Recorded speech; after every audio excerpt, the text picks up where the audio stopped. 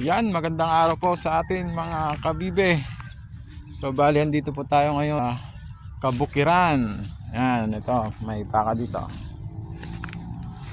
Yan. So bali mamasyal po tapos lang po ng ulan. So ayan mga idol, pasyal-pasyal tayo dito sa bukid. Tignan natin yung ating mga punla. Kung maganda ba ang kanyang tubo. Yan.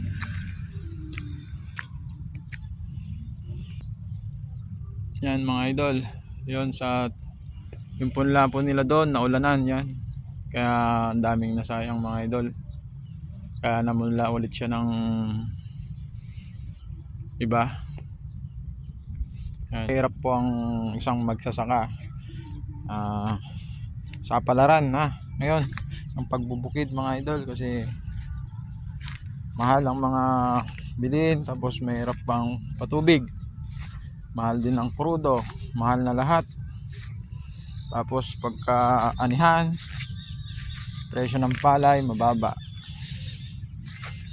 kaya sa palaran na lang mga idol po ang ating punla.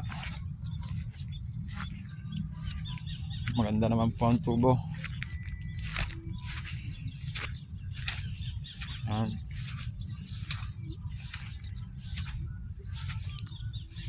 Ito medyo naulan-ulanan pa mga idol, kaya dito sa dulo medyo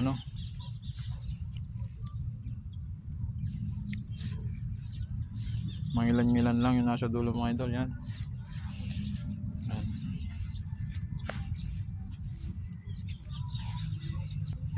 Yan mga idol. Sige mga idol, maraming salamat sa panonood mga idol.